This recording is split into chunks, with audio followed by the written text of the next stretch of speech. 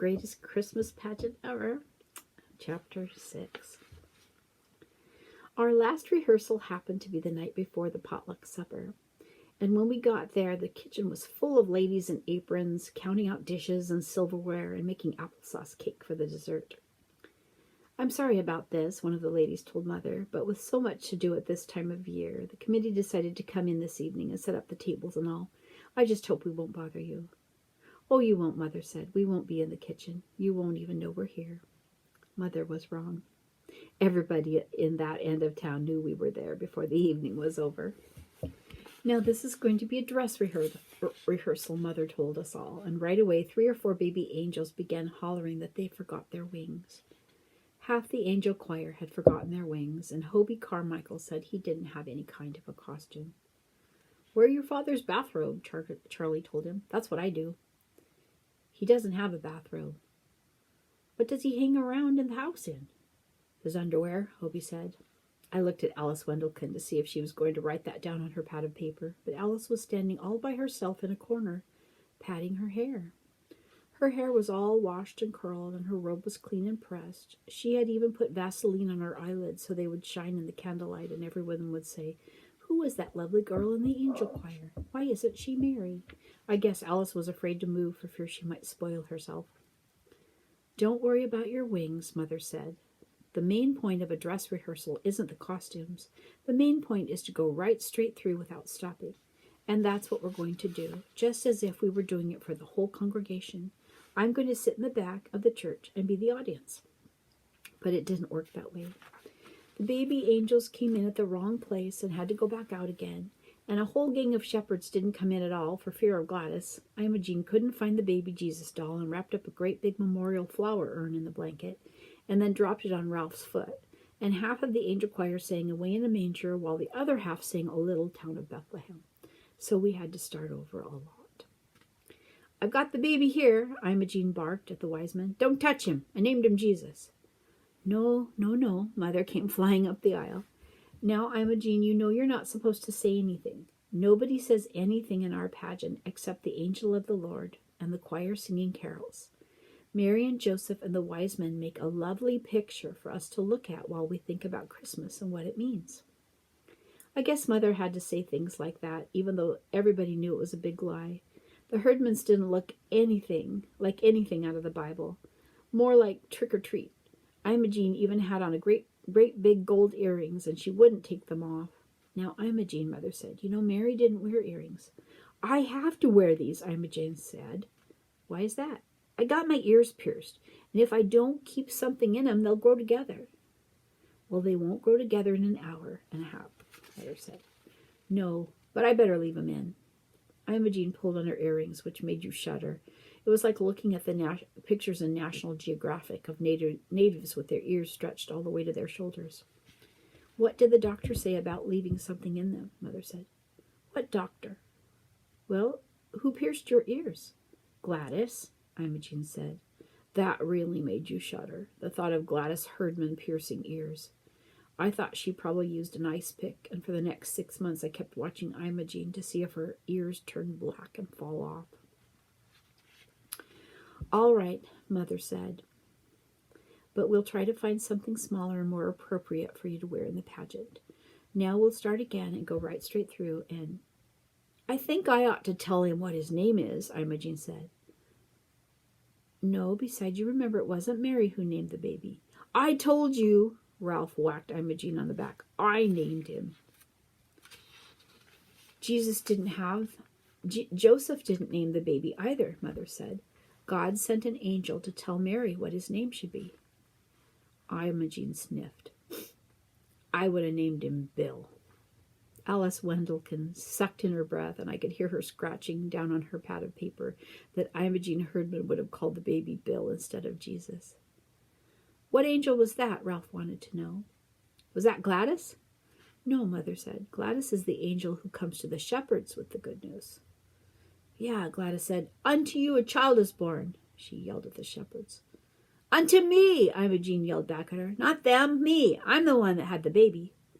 No, Mother sat down on the front pew. "That just means that Jesus belongs to everybody. Unto all of us a child is born. Now, she sighed, let's start again, and why didn't they let Mary name her own baby? Imogene demanded. What did that angel do? Just walk up and say, name him Jesus? Yes, my mother said, because she was in a hurry to get finished. But Alice Wendelkin had to open her big mouth. I know what the angel said, Alice piped up. She said, his name shall be called Wonderful, Counselor, Mighty God, Everlasting Father, the Prince of Peace. I could have hit her. Imogene said, he'd never get out of first grade if he had to write all that. There was a big crash in the back of the church, as if somebody dropped all the collection plates. But it wasn't the collection plates. It was Mrs. Hopkins, the minister's wife, dropping a whole tray of silverware. I'm sorry, she said. I was just passing by and thought I'd take a peek. Would you like to sit down and watch the rehearsal? Mother said. No, Mrs. Hopkins couldn't seem to take her eyes off Imogene. I'd better go check on the applesauce cake. You didn't have to say that, I told Alice. All that about wonderful, everlasting Father and all. Why not? Alice said, patting her hair. I thought Imogene wanted to know. By that time, everyone was hot and tired, and most of the baby angels had to go to the bathroom, so Mother said we could take a 5-minute recess. And then we'll start over, she said, looking sort of hopeless, and go right straight through without stopping, won't we? Well, we never did go right straight through. The 5-minute recess was a big mistake because it stretched to 15 minutes, and Imogene spent the whole time smoking cigars in one of the johns in the ladies' room. Then Mrs. Homer McCarthy went to the ladies' room and opened the door and smelled something funny and saw smoke, and she ran right to the church office and called the fire department.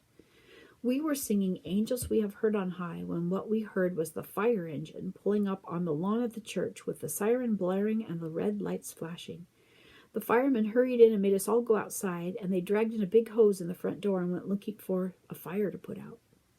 The street was full of baby angels crying and shepherds climbing all over the fire truck and firemen and all the ladies of the potluck committee and neighbors who came to see what was going on and Reverend Hopkins who ran over from the parsonage in his pajamas and his woolly bathrobe. Nobody knew what had happened, including the herdmans, but I guess they figured that whatever it was, they'd done it, so they left. Why in the world did you call the fire department? Mother asked Mrs. McCarthy when she finally heard the whole story. Because the ladies' room was full of thick smoke. It couldn't have been, Mother said. You just got excited. Didn't you know it was cigar smoke? Mrs. McCarthy stared at her. No, I didn't. I don't expect to find cigar smoke in the ladies' room of the church. She whirled around and marched back to the kitchen. But by the time the kitchen was fuller of smoke than the ladies' room, because while everybody was milling around in the street, all the applesauce cake burned up. Of course, the ladies on the potluck committee were mad about that. Mrs. McCarthy was mad, and Alice said her mother would be good and mad when she heard about it. Most of the baby angels' mothers were mad because they couldn't find out what had happened, and somebody said Mrs. Hopkins was mad because Reverend Hopkins was running around in the streets in his pajamas. It turned out to be one great big sinful thing Alice kept hoping for. The one great big sinful thing Alice kept hoping for. Mrs. Wendelkin read Alice's notes, got on the telephone that very night, and called up everybody she could think of in the Ladies' Aid and the Women's Society. And she called most of the flower committee and all of the Sunday school teachers and Reverend Hopkins. And Reverend Hopkins came to see Mother. I can't make head or tail of it, he said. Some people say they set fire to the ladies' room. Some people say they set fire to the kitchen. One lady told me that Imogene threw a flower pot at Ralph. Mrs. Wendelkin says all they do is talk about sex and underwear. That was Hobie Carmichael, Mother said, talking about underwear. And they didn't set fire to anything. The only fire was in the kitchen when the potluck committee let their applesauce cake burn up. Well, Reverend Hopkins looked unhappy. The whole church is in an uproar. Do you think we should call off the pageant? Certainly not, Mother said. By that time she was mad too. Why, it's going to be the best Christmas pageant we've ever had. Of all the lies she'd told so far, that was the biggest, but you had to admire her. It was like General Custer saying, "Bring on the Indians." Maybe so, Reverend Hopkins said. I'm just afraid that no one will come to see it. But he was wrong. Everybody came to see what the herdmans would do. End of chapter 6.